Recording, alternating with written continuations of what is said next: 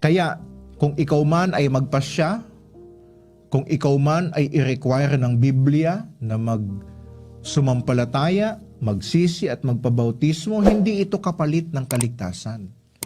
Hindi ito bayad sa kaligtasan. Ito ay pagpapakita. Ito ay deklarasyon ng iyong pakikiisa. Ito ay pagpapahayag na hindi mo kinakahiya yung nagsakripisyo para sa iyo. Kaya ang gusto ng ating Panginoon na matanggap mo itong kaligtasan na kanyang pinaghirapan. Pero ayaw niya na masayang ito. Katulad ng sinabi ko kanina, ang Diyos ay galit sa hindi nagpapahalaga sa naging effort ng kanyang anak. Kaya pagkayang kaligtasan ay binaliwala mo lang, magagalit sa iyo ang Diyos. At ito ang problema kung minsan sa libre. Pag ang isang bagay ay libre, hindi mo pinapahalagahan.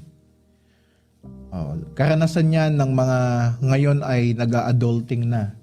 Nung panahon na ikaw ay binibigyan ng baon, ang daling gastusin. Kahit gano'ng kalaki ibigay sa iyo, kahit bigyan ka 10,000 sa isang linggo, ang daling gastusin niya, binigay lang eh. Pero, nung ikaw ay kumikita na ng pera, ultimo yung sukli sa iyo ng tricycle, bilang na bilang mo. Bakit? Kasi pinaghirapan mo bawat sentimo eh. Kaya ang tendency ng isang bagay na libre, ma-take for granted. Kaya dapat hindi natin ito i-take for granted. Itong ating tinanggap na biyaya, hindi dapat natin ito pagmalakihan. Hindi natin ito dapat pabayaan. At ang isa sa pinakamalaking pagpaparangal na pwede nating magawa sa kaligtasan na ating tinanggap, na ito ay ating makilala, na ito ay ating alamin, pag-aralan. Kaya ang Diyos na-appreciate when you are trying to know Him more. Dahil itong kaligtasan na ating tinanggap ay hindi lang ito isang bagay na binibili. Ito ay hindi lang isang bagay na ini-install o kinakabit sa bahay at pagkatapos nun, pwede na. Hindi po. Itong ibinigay sa atin, itong kaligtasan na regalo sa atin ng Diyos, ito ay proseso. Ito ay lifestyle. Kaya ang sabi ni Jesus Christ sa Luke chapter 9, kung gusto mong maging tagasunod ko, tanggihan mo ang sarili mo. Dahil iyang pagtanggi sa sarili, iyan ang supplement. Iyan ang vitamins ng isang ligtas para mapanatili yung kanyang kaligtasan. Maraming tao hindi nakakaalam kung ano ang kaligtasan. Kaya maraming tanong tungkol sa kaligtasan na parang malayo sa tunay na anyo ng kaligtasan. Ano po ba ang kaligtasan? Kaya maraming tanong, pag po ba ganito ako, maliligtas ako? Kapag ginawa ko po ba ito, maliligtas ako? Dapat magkaroon tayo ng tamang pagkaunawa. Ano ba ang kaligtasan? Ang kaligtasan ay ang maayos na relasyon sa Diyos. Pupunta ka sa langit hindi dahil mayroon kang ginawa. Pupunta ka sa langit dahil sa iyong relasyon sa Diyos. Yung iba gustong mapunta sa bahay ng Diyos, gustong mapunta sa langit, sa lugar ng Diyos, hindi niya naman kilala ang Diyos. Ikaw ba pupunta ka sa bahay ng politiko sa bayan ninyo? Hindi ka naman niya kilala. Sasabihin mo ba, Mayor, patulog naman dyan. Sasabihin ng Mayor, sino ka? Hindi kita kilala eh. Paano ka papasok sa langit? Hindi ka naman kilala ng Diyos. Hindi ka naman naglilingkod sa Diyos. Ang pupunta sa langit ay yung sa buhay nila, ipinakita nila na gusto nilang maging malapit sa Diyos. Kaya ang kanilang mga pagpapasya, ang kanilang lifestyle ay tungkol sa pagpili sa Diyos. Inuuna nila ang Diyos sa abot ng kanilang makakaya. May kahinaan, may pagkukulang. Pero ultimately, ang ating kaligtasan ay tutukuyin ng ating lapit o layo sa Diyos. Yan ang dahilan ng ating pagpasok sa langit. At iyan ang kaligtasan na ating tinanggap. Dati tayo ay kaaway ng Diyos. Dati tayo ay mga anak ng kaaway ng Diyos. Pero sa pamamagitan ni Kristo tayo naligtas. Tayo natubos. Tayo ay nailapit sa Diyos. Kaya, ligtas tayo dahil nailapit tayo eh. However, sa ating araw-araw na pamumuhay, na unti-unti tayong lumalayo. Kaya ang pagtuturo ni Kristo na tanggihan ang iyong sarili, napiliin mo ang Diyos kaysa sa iyong sarili. Every time i-deny mo ang sarili mo, it's a step closer to God. Every time na maglilingkod ka, it's a step closer to God.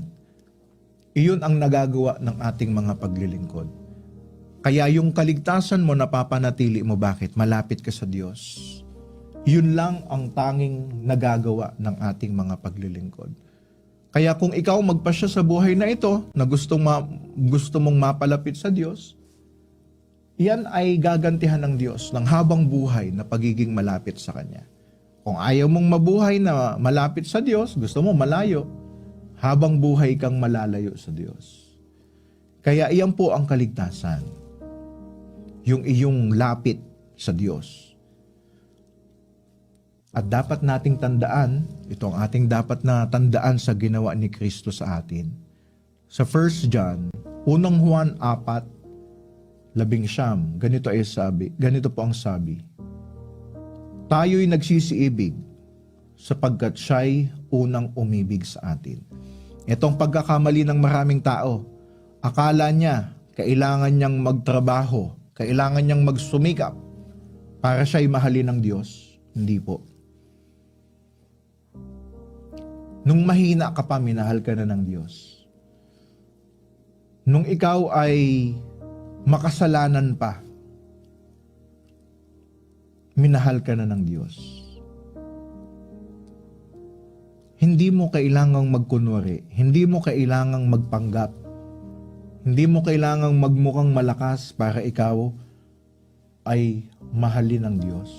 Kaya ang sabi sa Ephesians chapter 2 verses 4-5, ngunit ang Diyos palibhasa ay mayaman sa awa dahil sa kanyang malaking pag-ibig na kanyang iniibig sa atin. Bagamat tayo'y mga patay dahil sa ating mga kasalanan, tayo'y binuhay na kalakip ni Kristo sa pamamagitan ng biyaya, kayo'y nangaligtas.